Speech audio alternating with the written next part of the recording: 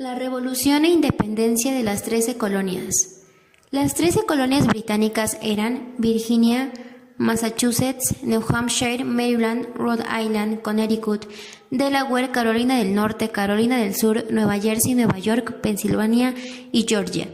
El proceso revolucionario que se gestó en América del Norte, en el litoral del Océano Atlántico hacia la segunda mitad del siglo XVIII, fue encabezado por los habitantes de las 13 colonias inglesas, como respuesta a las medidas políticas y económicas que impuso Jorge III, rey de Inglaterra.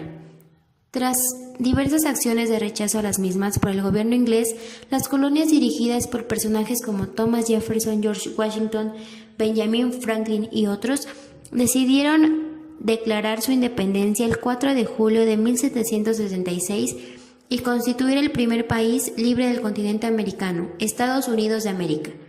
Las causas de dicha guerra se pueden entender a partir de los siguientes aspectos.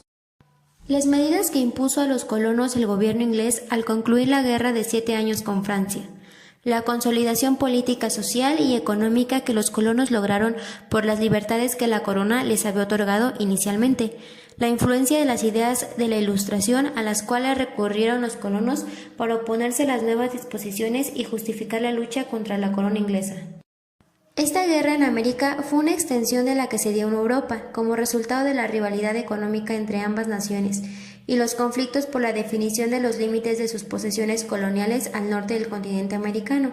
Con el apoyo de las colonias, las tropas británicas vencieron a las francesas, y por esa razón Francia tuvo que ceder a Inglaterra la región de Canadá y a España la región de la Luisiana. Inglaterra no solo obtuvo una porción de territorio cuyo control deseaba ejercer aún en contra de las ambiciones e intereses de los colonos, también heredó un déficit financiero que quiso sanear mediante la imposición de medidas políticas y económicas que afectaban a aquellos. Veamos.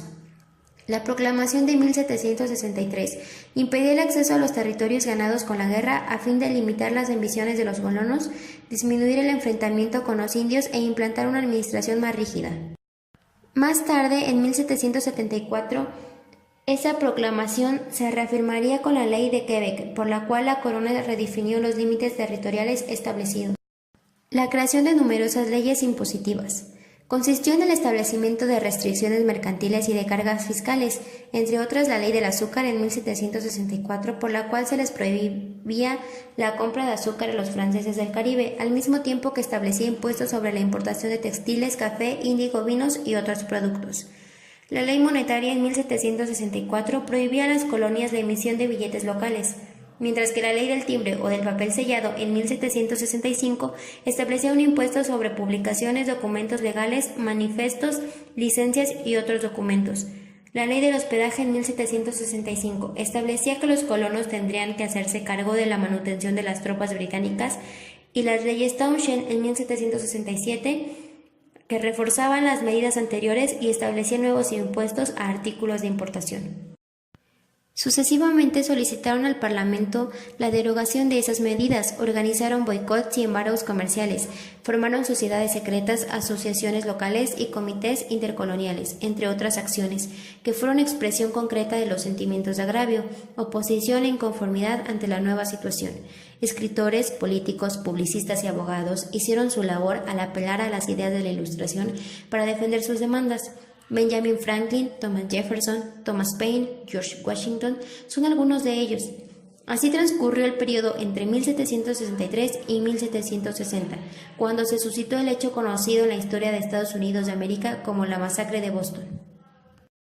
Un grupo de trabajadores había protestado ante el local aduanal de Boston, resguardado por las tropas inglesas, ocasionando una confusión que terminó con la muerte de 5 personas.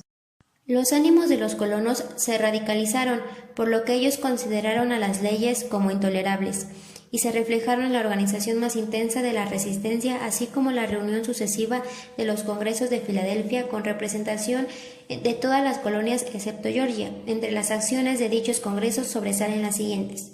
En 1774 se estableció una Declaración de Derechos antecedente de la que más tarde proclama el Grupo Revolucionario Francés en 1789.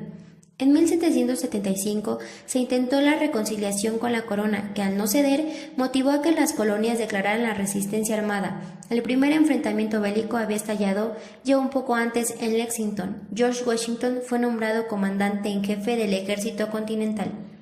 En 1776, el 4 de julio, los congresistas representantes de las 13 colonias proclamaron el Acta de Declaración de Independencia de los Estados Unidos de América. La redacción de este documento se atribuye a Thomas Jefferson. En dicha acta se enuncian los agravios cometidos por el rey inglés y algunos de los derechos propuestos por la Ilustración, como los siguientes: todos los hombres son iguales por naturaleza y por tanto tienen los mismos derechos. Los gobiernos derivan su poder del consentimiento de los gobernados y tienen como fin la defensa y protección de los derechos del hombre. Y cuando un gobierno se opone a tal fin del pueblo, tiene la facultad de cambiarlo o abolirlo.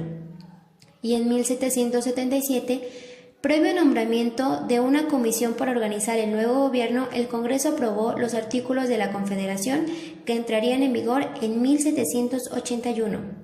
El enfrentamiento armado concluyó con la derrota del ejército británico en 1778, lo que obligó a Inglaterra a reconocer formalmente la independencia de Estados Unidos de América en el Tratado de París, firmado en septiembre de 1783.